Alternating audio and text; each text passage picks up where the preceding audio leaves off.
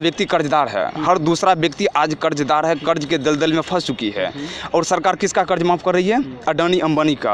अडानी अंबानी का 11 लाख करोड़ माफ़ कर दिया गया। लेकिन जो मजदूर हैं, जो व्यापार हैं छोटे मोटे, जो किसान हैं जिनके ऊपर 2 लाख 3 लाख 4 लाख 5 लाख का कर्ज है, उसके कर्ज को माफ़ नहीं किया जा रहा। हर दिन उसके ऊपर उसके घर पर बैंक वाले पहुँच रहे हैं, नोटिस लेकर के अलग अलग ऐप के माध्यम से जो लोन लिया है वो पहुँच रहे हैं, लेकिन उसके ऊपर सरकार के माफ़ नहीं है। विकास किए हैं सरकार मात्र 2 लोगों के लिए, अडानी और अंबानी के लिए, जो कि हर दिन ग्रोथ कर रहे हैं। आपके कहने मतलब कि अमीरों का ही सरकार है, गरीबों का सरकार नहीं? बिल्कुल भी नहीं है।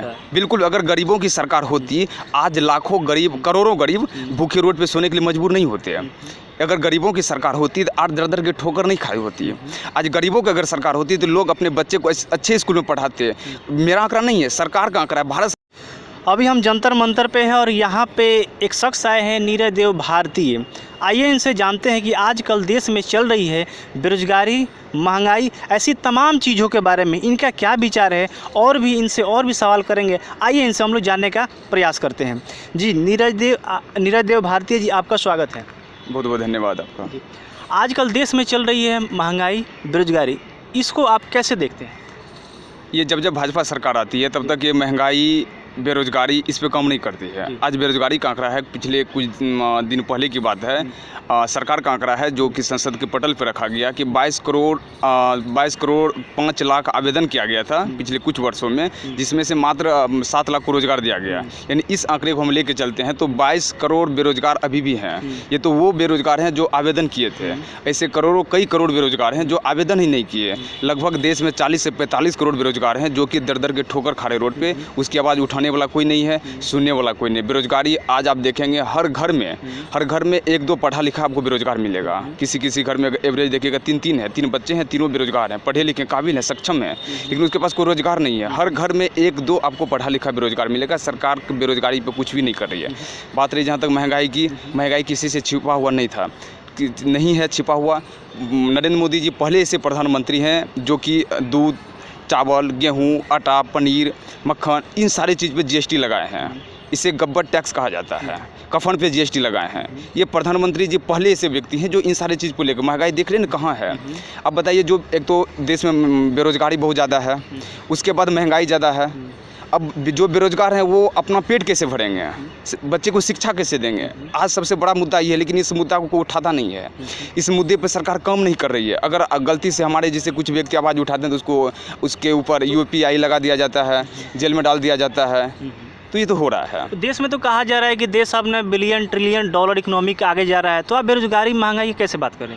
कैसे नहीं बात करें? ये मेरा आंकड़ा नहीं है ना, ये सरकार का आंकड़ा है कि 22 करोड़ बेरोजगार। सरकारी कह रही है ना कि विश्व गुरु बनने हम लोग जा रहे हैं, बिलियन ट्रिलियन हमारा इकोनॉमिक होने जा रहा है, तो फिर बेरोजगारी, महंगाई की बात कहाँ आ रही है? विश्व गुरु कैसे बनेगा? तो आपका गवर्नमेंट ही कह रही है ना। नहीं, गवर्नमेंट का कहने से तो बहुत कुछ कहती है ना गवर्नमेंट। विश्व गुरु कैसे बनेगा? आज़ादी का अमृत महोत्सव ढोल पीट के बजाया गया पूरे देश में। आज़ादी का अमृत महोत्सव मैं पूछना चाहता हूँ, आज़ादी बहुत अच्छी बात है, हमारे लिए गर्व की बात है कि हमारा देश आज 75 साल हो गया आज़ाद हुए, लेकिन 75 साल बाद भी क्या आज़ाद हुआ है सही महीने में? जातिवाद से आज़ादी नहीं हुआ। आज़ाद हम लोग नहीं है। मैं कर आज़ाद तो हैं हम लोग, अंग्रेज आज़ाद ले लिए हैं, लेकिन जातिवाद से आज़ाद नहीं लिए हैं, धर्मवाद से आज़ाद नहीं पाए हैं, अशिक्षा से आज़ाद हम लोग नहीं पाए हैं।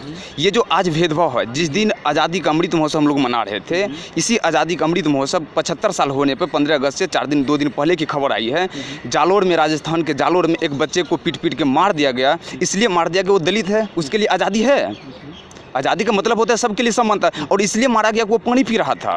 क्या आज़ाद देश में पानी पीना, घड़े से पानी लेकर के पीना, वो भी स्कूल में, जो कि देवी कहा जाता है, शिक्षा का देवी मैंने स्कूल को कहा जाता है कि जहाँ ज्ञान अर्जित करते हैं सभी। वो ज्ञान अर्जित करने के लिए गया बच्चा, और बच्चे को प्यास लग गया, वो पानी पीने लगा तो उसको मार दिया गया, पीट के मार दिया गया। कि गवर्नमेंट तो करे सबका साथ सबका विकास हम कर रहे हैं, ठीक है, सबको एक भाव से देख रहे, एक समानता है, फिर आप कैसे करेंगे आज़ादी? नहीं, सबका साथ सबका विकास नहीं, मात्र गिने चुने अपने मित्रों का, अडानी अंबानी जो इनको मालिक हैं, जिनके ये मोती हैं, उनका विकास हो रहा है। उनका विकास हो रहा है, इसीलिए तभी तो 11 लाख करोड़ रुपया माफ़ कर दिया गया।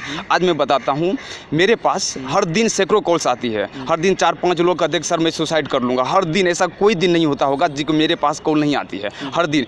आज देश का हर दूसरा व्यक्ति कर्जदार है, हर दूसरा व्यक्ति आज कर्जदार है, कर्ज के दलदल में फंस चुकी है।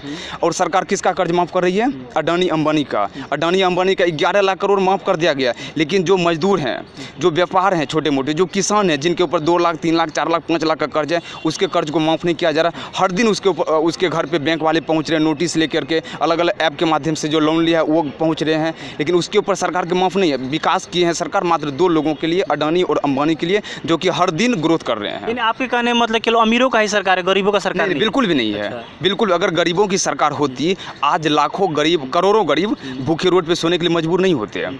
अगर गरीबों की सरकार होती तो 8 दर की ठोकर नहीं खाई होती है। आज गरीबों की अगर सरकार होती तो लोग अपने बच्चे को अच्छे स्कूल में पढ़ाते हैं। मेरा आंकड़ा नहीं है, सरकार का आंकड़ा है, भारत सरकार का आंकड़ा है। कोरोना काल में कई हज़ार स्कूल बंद हो गए, वो बच्चा कहाँ जाएगा? और इस सरकारी स्कूल में कौन पढ़ाता है? गरीब आदमी पढ़ाता है। अडानी अंबानी जैसे और MP MLA के बच्चे विदेश में जाते हैं पढ़ने के लिए, अमेरिका, इंग्लैंड, रूस, ऐसे ऐसे देश में जाते हैं पढ़ने के लिए। सरकारी स्कूल में गरीब के बच्चे पढ़ते हैं और वो स्कूल बंद हो गया, तो अब बताइए वो बच्चा कहाँ जाएगा पढ़ने के लिए? वो तो शिक्षा से वंचित रह जाएगा। इसके ऊपर सरकार क्या काम कर रही है? कोई काम नहीं कर रही है। कोई काम नहीं कर, यानी कहने मतलब देश में केवल भ्रष्टाचारी है, भ्रष्टाचारी के साथ साथ केवल जो 5% जो लोग होते हैं जिन्हें अमीर कहा जाता है, उन्हीं को और अमीर बनाने का काम किया जा रहा है। उन्हीं को इंफ्रास्ट्रक्चर अवेलेबल कराया जा रहा है, उन्हीं को आगे बढ़ाने का काम किया जा रहा है। गरीबों को यानी कुछ नहीं किया जा रहा है। तो गरीब को क्या करना चाहिए यहाँ पे? कुछ कहना चाहेंगे इस पर? हाँ, गरीबों को करना चाहिए कि एकजुट होना पड़ेगा सबसे पहले। जैसे आज हमारे जैसे कई क्रांतिकारी युवा हैं जो कि सरकार के गलत नीतियों का विरोध कर रहे हैं। हम सरकार का विरोध नहीं करते हैं कि मोदी जी से हमारी कोई जाति दुश्मनी नहीं है। मोदी जी हमारे खेत पे कब्जा नहीं किए हैं। वो गलत काम जो कर रहे हैं, मैं उनका विरोध करता हूँ। मैं भी 2014 में मोदी जी के लिए कैंपेनिंग किया था। मैं RSS में भी रहा हूँ। मैं मोदी जी के लिए कैंपेनिंग किया था। मैंने मोदी जी को जिताने के लिए काम किया था। आज मैं मोदी जी से इसलिए सवाल करता हूँ, मोदी जी, मैंने जिस उम्मीद, जिस भरोसे के साथ मैंने आपको जिताया था, आज आप उस उम्मीद, उस भरोसे पर काम नहीं कर रहे। मैं आपसे सवाल कर रहा हूँ। आज सरकार सिर्फ गिने चुने मित्र जो हैं, 5% जो उद्योगपति हैं, अमीर लोग हैं, करोड़पति, अरबपति हैं, उनके लिए काम कर रही है। सरकार जनता के लिए नहीं। भ्रष्टाचार, सही बात है, भ्रष्टाचार है, लेकिन सरकार को भ्रष्टाचार सिर्फ विपक्ष के नेताओं पर दिखता है। पिछले कुछ दिन पहले क्या आंकड़ा है कि 91% यूपी के जो MLA हैं, 91% करोड़पति हैं। उसके ऊपर अपने विधायक, अपने सांसद के ऊपर ED, CBI, IT cell, income tax वाले नहीं भेजेंगे। किसके ऊपर भेजेंगे? विपक्ष वाले के ऊपर। मैं कहता हूँ मोदी जी आप सबके ऊपर भेजो, मुझे कोई एतराज़ नहीं है। जितने भी विपक्ष के नेता हैं या पक्ष के नेता, एक एक नेता की संपत्ति की जांच होनी चाहिए। ये जनता का पैसा, किसी के नेता के बाप का पैसा नहीं है, ये जनता का पैसा है जो नेता अयाशी कर रहे हैं। लेकिन सिर्फ विपक्ष वाले पे ही जाँच क्यों बैठाते हो? अपने ऊपर भी जाँच करो। आपके नेता सभी दूध के धुले हुए नहीं है ना, आप उसके ऊपर जाँच बैठाओ कभी, फिर पता। मैं आंकड़ा देता हूँ, अंबानी 420 करोड़ रुपया का टैक्स चोरी किया है। 420 करोड़ रुपया का अंबानी टैक्स चोरी किया है, अनिल अंबानी। उसके ऊपर मोदी जी को हिम्मत है तो ED, CBI भेज के देखे तब पता चल जाएगा। क्या इसका प्रूफ है आपके पास जो अंबानी 420 करोड़ का जो बोल रहे हैं? पब्लिश है, ये पब्लिक पेपर में आया भाई।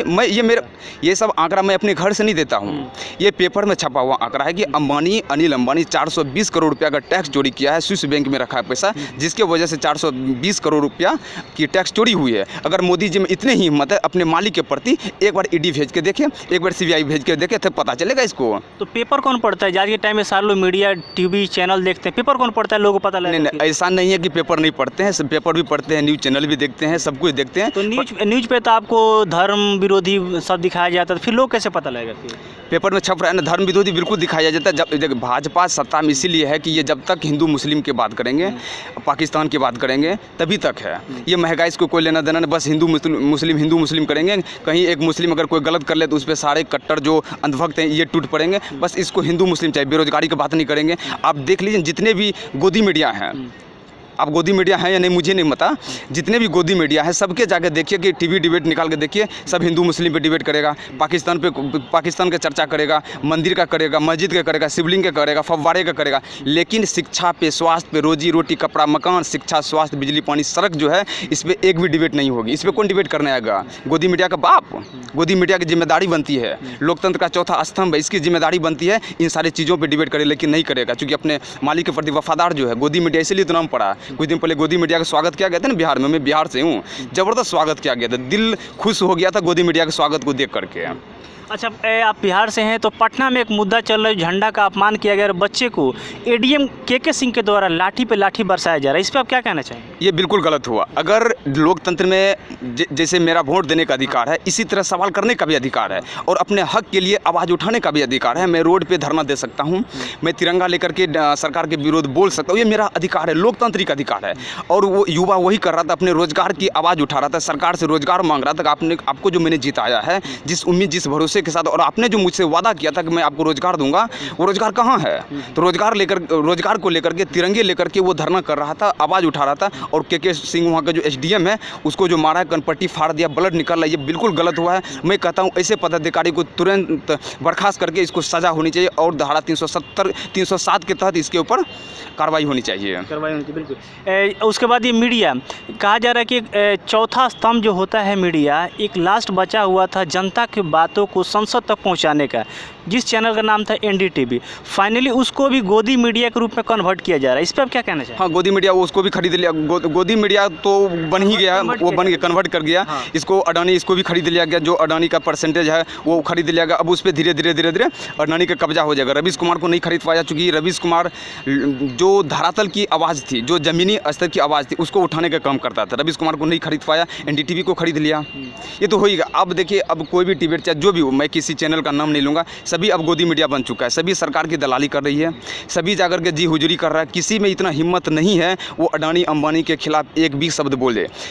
गुजरात जो है आज ड्रग्स का अड्डा बन गया है। हर महीना आप देखिएगा कि ड्रग्स पकड़ा रहा है, कभी इस पोर्ट पे, कभी उस पोर्ट पे, कभी यहाँ कभी वहाँ। और ऐसा नहीं है कि 2-4 ग्राम पकड़ा रहा है। जब 2-4 ग्राम पकड़ाता है तो सभी मीडिया अपने ऊपर ड्रग्स को लेकर के नाचने लगते हैं। लेकिन जब 30,000 करोड़, 20,000 करोड़, 200 करोड़, 300 करोड़ का ड्रग्स पकड़ा रहा है, उस पर कोई डिबेट नहीं होता है। वो ड्रग्स कहाँ पकड़ाता है? सब अडानी अंबानी के पोर्ट पे पकड़ाता है। वही अडानी अंबानी जो नरेंद्र मोदी जी के चहेते मित्र हैं, जिनके ये आशिक हैं, उसके पोर्ट पे पकड़ाता है। लेकिन इस पर कोई डिबेट नहीं होता है। अब वही होगा। अब तो कोई चैनल बचा नहीं है।